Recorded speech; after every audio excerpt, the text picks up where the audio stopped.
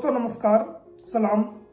जैसा कि आपको सभी को मालूम है कि सीमा हैदर केस अब काफी तेजी से चल रहा है और गति पकड़ चुका है।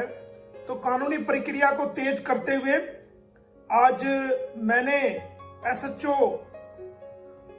देवर को एक क्रिमिनल कंप्लेंट सीमा के खिलाफ, नेत्रपाल के खिलाफ और सचिन के खिलाफ फाइल की है, जो कि इंडियन पेनल कोड की धारा 153A, 195, 196, 197, 199, 201, 205, 209, 406, 420, 467, 468 और 459, 471, 494, 495, 496, 120B IT एक्ट 2000 की सेक्शन 67, सेक्शन 11A भारतीय विदेशी अधिनियम 1946 बरखिलाफ सीमा हैदर, सचिन मीना पुत्र नेत्रपाल व नेत्रपाल उर्फ नेत्र पुत्र बिशंबर, ये रेजिडेंट ऑफ रघुपुरा। जिस कंप्लेंट में हमने कहा है कि जैसा कि आप सभी जानते हैं कि पाकिस्तानी महिला सीमा हैदर, जो कि गैर कानूनी तरीके से नेपाल के रास्ते भारत की सीमा में गुलाम हैदर के 4 बच्चों के साथ, जिनकी उम्र 6 वर्ष से कम है, अपराधी सचिन पुत्र नेत्रपाल उर्फ नेत्र निवासी रघुपुरा उत्तर प्रदेश की मदद से भारत की सीमा में प्रवेश कर गई थी, जिसे रघुपुरा पुलिस द्वारा 3/7/2023 को सेक्टर 59 बल्लभगढ़ जिला फरीदाबाद हरियाणा से गिरफ्तार करके रघुपुरा पुलिस द्वारा कोर्ट में पेश किया गया था और उसके 4 नाबालिग बच्चों को बरामद कर लिया गया था तथा अपराधी सचिन को भी उसके साथ गिरफ्तार कर लिया गया था, जिसके खिलाफ दिनांक 4/7/2023 को रघुपुरा पुलिस स्टेशन में एक सेक्शन 14 1946 120B IPC के तहत मुकदमा दर्ज हुआ था और 7/7/2023 को अदालत से कुछ शर्तों पर सीमा हैदर को, नेत्रपाल को और सचिन को रिहा किया गया था। अदालत से जो सशर्त जमानत मिली थी, उसके बाद पाकिस्तानी नागरिक सीमा हैदर पत्नी गुलाम हैदर हाल मुकाम केयर ऑफ सचिन पुत्र नेत्रपाल रघुपुरा के यहाँ रह रही है और लगातार वो 153A सेक्शन 195, 196, 197, 199, 201, 205, 209, 206, 420, 467, 68, 494, 120B IPC व IT एक्ट की सेक्शन 67 व 11A भारतीय विदेशी अधिनियम 1946 का लगातार जो है वो अपराध कर रही है। अब आपको बता दूं कि सेक्शन 153A में क्या आता है।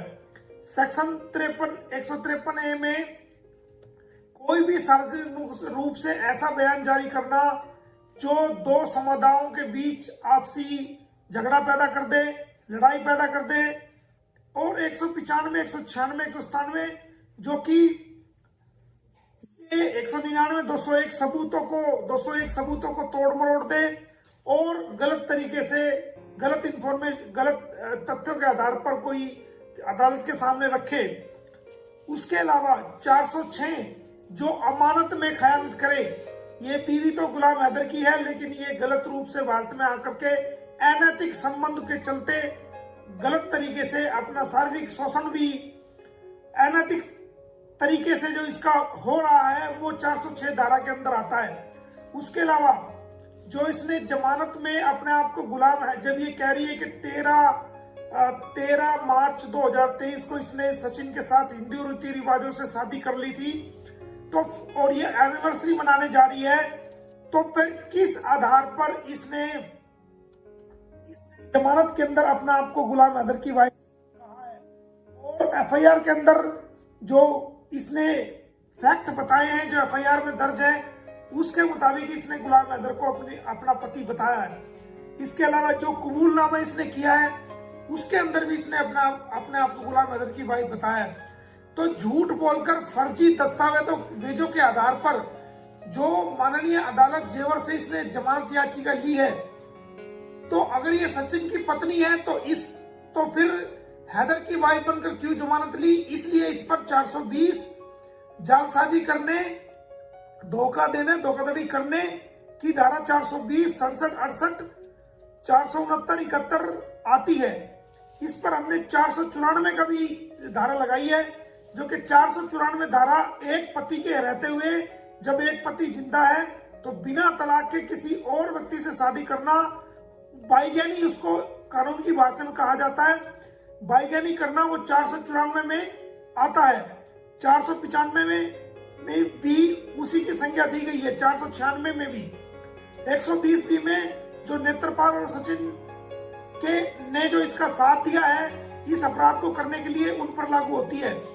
और सेक्शन 67 जो कि आईटी एक्ट की, यानी कि मीडिया द्वारा किसी भी भ्रांति को, झूठी बात को, भ्रम को फैलाना, झूठ बात को फैलाना मीडिया के माध्यम से, वो सेक्शन 67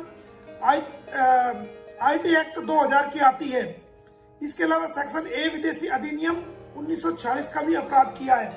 तो हमने डिटेल से आज पूरी कहानी लिखकर और इसके अंदर बताया कि अगर ये कहती है कि भाई मैंने 13 मार्च 2023 को शादी की थी, तो हमने कंप्लेंट में लिखा है तो आपने जमानत के अंदर गुलाम है अपने आप को गुलाम हैदर की बीवी बताकर क्यों जमानत अर्जी फर्जी जालसाजी करके दायर की, और क्यों आपने वो जमानत वहां से बतौर गुलाम हैदर की बीवी प्राप्त की। अगर आपने शादी कर ली थी तो आपको सचिन की वाइफ बताना चाहिए था। तो इस प्रकार हमने सारी डिटेल के साथ आज इसका अभी कोई कानूनी तलाक नहीं हुआ है और ये किस प्रकार ये सोशल मीडिया पर कह रही है कि भाई हम अपनी एनिवर्सरी मनाने जा रहे हैं, तो वो लिखित में शिकायत कम से कम 20 धाराओं के तहत हमने आज एसएचओ जेवर को उनके कार्यालय में लिखित में कंप्लेंट दी है। और वहीं से हमने, क्योंकि रिसीविंग उन्होंने हमें कोई दी नहीं है, तो हमने एसएचओ को भी बताया कि आपके कार्यालय ने हमें कोई रिसीविंग नहीं दी है। तो मैंने वही थाना सही कमिश्नर ऑफ पुलिस को और डिस्ट्रिक्ट मजिस्ट्रेट को और खुद एसएचओ को पीडीएफ द्वारा कंप्लेंट जो है वो मेल कर दी है और बाय हैंड कॉपी भी उनको दे दी है। अब जल्द इसके खिलाफ एफआईआर दर्ज होगी और इन धाराओं में कम से कम 20 धाराएं हैं जिनके अंदर 7 साल से 10 साल तक की सजा का प्रावधान है। अगर ये एफआईआर दर्ज होने के बाद पुलिस इसको बुलाएगी और बाकायदा इसका बयान दर्ज करेगी कि आपके खिलाफ ये एलिगेशन है, आप बताइए। अगर ये कहती है कि मैंने सचिन से शादी कर ली 13 मार्च 2023 को, तो फिर तुमने कोर्ट में खुद को गुलाम की बीवी दिखाकर क्यों जमानत ली? तो इसके ऊपर 420, 467, 68, 471 जालसाजी की सारी धाराएं लगेंगी। अगर ये कहती है कि नहीं मैं तो गुलाम की बीवी हूं, तो फिर ये भारत देश को और देश के लोगों को क्यों गुमराह कर रही है? तो ये दोनों तरह से फंस चुकी है। अगर ये खुद को गुलाम की वाइफ बताएगी तो जब भी ये फंसेगी, और अगर ये खुद को सचिन की वाइफ बताएगी तब भी इस पर 420 की सेक्शन लागू होगी। और बहुत ही जल्द इस बात को पूरी दुनिया के लोग भी देखेंगे कि किस प्रकार इसने भारत को के लोगों को और दुनिया के लोगों को ये गुमराह करती चली आ रही है।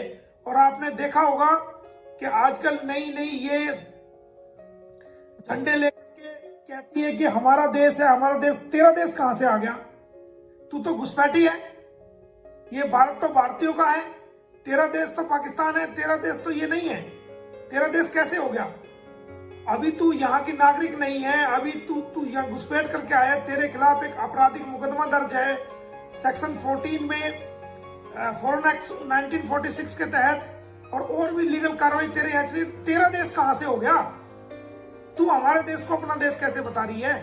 तेरा देश तो ये है ही नहीं। अब ये रोज मोदी जी के नारे मार रही है, रोज योगी जी के नारे मार रही है।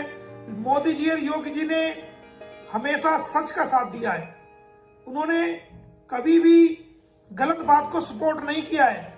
और अगर आप उनसे भी कोई इंटरव्यू में कहीं कोई पूछेगा तो वो यही कहेंगे कि इसको भारत का वीजा लेके आना चाहिए था, क्योंकि इस्लामाबाद पाकिस्तान में हमारा भारतीय दूतावास हाई कमीशन ऑफ इंडिया मौजूद है, उसके अधिकारी वहां मौजूद है। अगर कोई भारत आना चाहता है तो वो आवेदन लेते हैं और इंटरव्यू करते हैं, और जो जेन्युइन जिनका कोच होता है उनको वो कभी भी वीजा के लिए मना नहीं करते हैं। तो फिर आप घुसपैठ करके क्यों आए हो? तो ये सब ड्रामे ये कर रही है और आने वाले टाइम में आप देखना ये बचने के लिए और इससे बड़े बड़े ड्रामे करेगी। तो आप सभी भारतीयों को इसके ड्रामों से सतर्क रहना है और जल्दी ये जेल जाएगी। हमने अपनी कानूनी कार्रवाई को तेज कर दिया है।